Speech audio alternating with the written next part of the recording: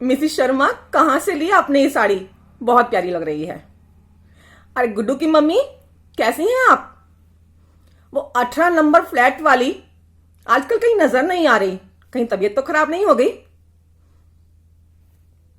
ये सब जुमले हमारे आसपास अक्सर सुनने को मिल जाते हैं। तो क्या है इसमें नया खास? कुछ भी नहीं, लगता है ऐसा, लेकिन मुझे ऐसा नहीं लगता। खुराफाती दिमाग हूं, थोड़ा सा खुराफाती दिमाग हूं। दिल की सुनती हूं, दिल से लिखती हूं, दिल से बोलती हूं। मेरा वीडियो बनाने का मकसद भी यही है। सुनना चाहते हैं, जानना चाहते हैं मैं क्या बोलना चाहती हूं, क्या कहना चाहती हूं, तो सबसे पहले मेरे चैनल को सब्सक्राइब कीजिए ताकि आप मेरी वीडियो का आनंद लेते रहें और मैं इसी तरह से आप सबके साथ अपने दिल की बात बचाती रहूं। तो चलिए शुरू करते हैं वीडियो को। असल में अभी मैं स्त्रियों का कोना नाम से कॉलम पढ़ रही थी। मन विचलित हो गया बहुत ज्यादा और कहीं गहरी सोच में खो गया कि क्यों आज भी एक स्त्री के अस्तित्व को स्वीकार नहीं किया जाता। स्त्री के अस्तित्व को क्यों स्वीकार नहीं किया जाता? क्यों आज भी वो किसी न किसी रिश्ते में पुरुष की संपत्ति मानी जाती रही है? सचमुच क्या हम स्त्रियों में कोई आत्मा नहीं होती? पुराना इतिहास खंगालती हूं तो वहां भी यही सब पढ़ने सुनने को मिलता है।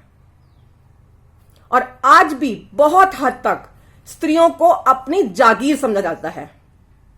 क्या सचमुच स्त्री स्वयं ही जागीर बनना चाहती है या उसे उसके अस्तित्व का खुद ही आभास नहीं है?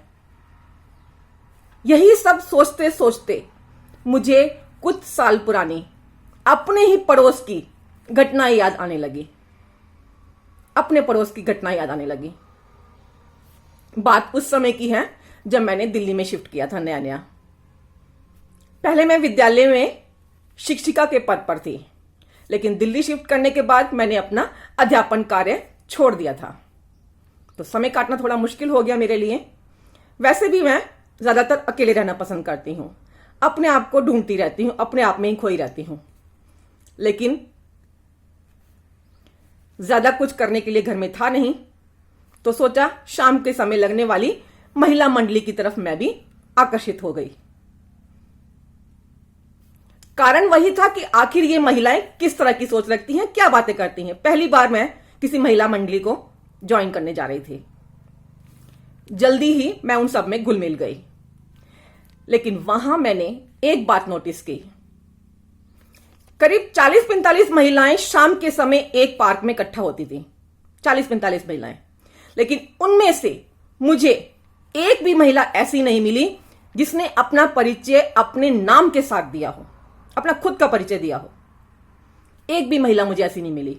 वो एक दूसरे को जब संबोधित करती थी तो फलाना की पत्नी, फलाना नंबर फ्लैट वाली, या फलाने की बेटी की मां, फलाने की मां, यानी कि सोनू की मम्मी, गुड्डू की मम्मी, रमिता की मम्मी, 18 नंबर फ्लैट वाली, 14 नंबर फ्लैट वाली, Mrs Khanna, Mrs Sharma, Mrs Bhatnagar, इत्यादि इत्यादि और जाना क्या क्या। किसी एक ने भी अपने नाम के साथ अपने आप को संबोधित नहीं किया। कुछ दिन तक तो मैं चुपचाप सुनती रही और फिर बाद में जब उन महिलाओं ने मुझे भी अपने ग्रुप का एक अहम हिस्सा मानना शुरू कर दिया, तब जाकर धीरे धीरे मैंने उन्हें अपनी बात बोली। मैंने उनसे अपनी बात की। मैंने उनसे पूछा, तुम लोग अपना खुद का नाम लेकर एक दूसरे को संबोधित क्यों नहीं करती हो? क्या तुम्हारा खुद का कोई अपना नाम नहीं है? जैसे मैं आरुमि हूं, तुम रजनी होंगी, तुम मीता होंगी। क्या तुम्हारा खुद का कोई अस्तित्व नहीं है? क्यों तुम अपने नाम को भुला बैठी हो? अपनी खुद की पहचान को अपने खुद से ही हाथों से मिटाकर समाप्त कर रही हो। भले ही घर में या बाहर तुम्हारी पहचान तुम्हारे पति या तुम्हारे बेटे से होगी, लेकिन यहां सिर्फ और सिर्फ तुम हो। यहां सिर्फ तुम हो। ये 2 घंटे जो तुम यहां बिताने के लिए आती हो ना, ये तुम्हारे खुद के हैं, तुम्हारे अपने हैं। तुम यहां पर थकन मिटाने आती हो, यहां तुम अपने लिए आती हो, यहां तुम अपने नाम के साथ भरपूर जी सकती हो। एक दूसरे को अपने अपने नामों से संबोधित करके, एक दूसरे को उनके नामों से संबोधित करके अपने आप को जीवित रहने का एहसास दिला सकती हो। मेरी बातों का उन पर बहुत गहरा असर पड़ा।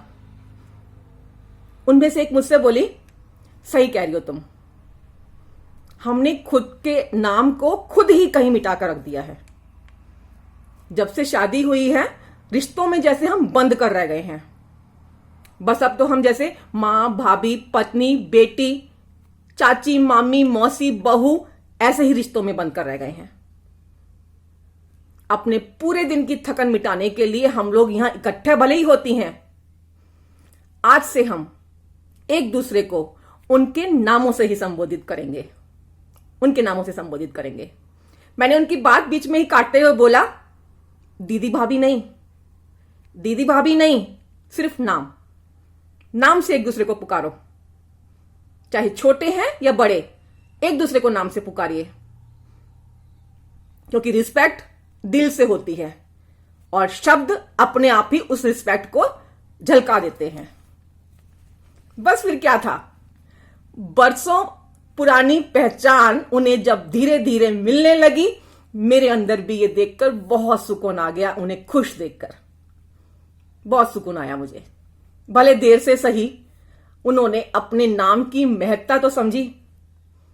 भले ही मांग में सिंदूर भर जाने से वो बहुत सारे रिश्तों में बंध जाती हैं, मगर इसका अर्थ कदापि ये नहीं है कि उन रिश्तों को निभाते निभाते तुम अपनी खुद की पहचान भूल जाओ।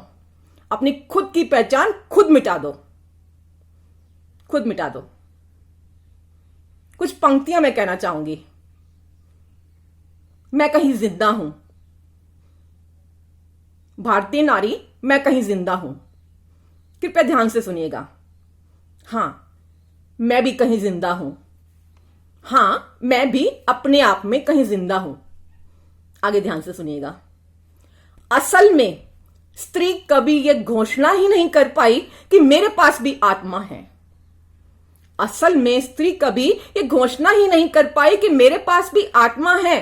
बस चुपचाप पुरुष के पीछे चल पड़ती है, पुरुष के पीछे चुपचाप चल पड़ती है, बिना कुछ सोचे, बिना कुछ समझे, बिना कुछ जाने, चुपचाप चल पड़ती है। युधिष्ठिर आज भी धर्मराज ही रहे। द्रौपदी को जुए में दांव पर लगाने के बाद भी उसे कभी किसी ने अधर्मी नहीं कहा। अपनी स्त्री को जुए में दांव पर लगाने के बावजूद वो हमेशा धर्मराज कहलाए, क्योंकि हमारे भारत देश में स्त्री सिर्फ एक संपदा है, एक संपत्ति है, कभी पिता के पास तो कभी पति के पास। इसीलिए तो पति को स्वामी के रूप में परिभाषित किया जाता है, समझाया जाता है। स्वामी का मतलब आप सब जानते हैं। स्वामी का अर्थ है मालिक। स्वामी का अर्थ होता है मालिक। अक्ल नहीं है स्त्रियों में, अक्ल नहीं है इन भारतीय स्त्रियों में, तभी तो दस्तखत कर देती है चिट्ठी में ये लिखकर, आपकी दासी। बिल्कुल अक्ल नहीं है इन भारतीय स्त्रियों में। और पढ़कर प्रसन्न भी हो जाते हैं पुरुष कि हमारी स्त्री हमसे कितना प्रेम करती है। पढ़कर प्रसन्न हो जाते हैं पुरुष भी कि मेरी स्त्री मुझसे कितना प्रेम करती है। लेकिन मैं आप सबसे यह पूछती हूं कि क्या एक स्वामी और दासी के बीच में प्रेम हो सकता है? क्या एक स्वामी और दासी के बीच में प्रेम हो सकता है? क्योंकि प्रेम की संभावना समान तल पर हो सकती है। प्रेम की संभावना सिर्फ और सिर्फ समान तल पर हो सकती है, बराबरी पर। तभी तो हमारे यहां स्त्री पुरुष जो साथ साथ रह रहे हैं ना, और साथ में रहने को वो प्रेम समझ रहे हैं, दरअसल वो प्रेम नहीं है। दरअसल वो प्रेम नहीं है, सिर्फ एक छलावा है, धोखा है। साथ भर रहना प्रेम नहीं है। किसी तरह कलह करके 24 घंटे गुजार देना, किसी तरह कलह करके 24 घंटे गुजार देना, दिन महीने बरस गुजार देना, यहां तक कि जिंदगी गुजार देना प्रेम नहीं है। शारीरिक आकर्षण प्रेम नहीं है, प्रेम नहीं है। क्योंकि प्रेम की पुलक कुछ और है, प्रेम की पुलक कुछ और है, प्रेम की प्रार्थना और है, प्रेम की सुगंध और है, प्रेम का संगीत और है। प्रेम की पुलक कुछ और है, प्रेम की प्रार्थना कुछ और है, प्रेम की सुगंध और है, और प्रेम का संगीत और है। प्रेम में कोई मालिक या दास नहीं होता, प्रेम में कोई स्वामी या दासी भी नहीं होता। प्रेम तो आत्मा की आवाज है, प्रेम सिर्फ और सिर्फ आत्मा की आवाज है, जो दो समान आत्माओं का मिलन है। प्रेम सिर्फ और सिर्फ आत्मा की आवाज है, जो दो समान आत्माओं का मिलन है। लेकिन भारत की स्त्री ने कभी अपनी आत्मा की आवाज दी ही नहीं। भारत की स्त्री ने कभी अपनी आत्मा को आवाज दी ही नहीं है। उसने कभी हिम्मत ही नहीं जुटाई ये कह सकने में कि मैं भी हूं अभी जिंदा कहीं। उसने कभी हिम्मत नहीं जुटाई ये कहने की कि मैं भी हूं कहीं जिंदा अभी, मैं भी हूं कहीं जिंदा अभी। क्या कहना चाहेंगे आप? अपने विचार लाइक और कमेंट के जरिए मुझे जरूर बताइएगा, और चैनल को सब्सक्राइब करना मत भूलिएगा। वीडियो अच्छी लगे तो शेयर जरूर कीजिएगा। मैं आरुमि अभी आप सबको हृदय से नमन करती हूं। जय श्री कृष्णा दोस्तों।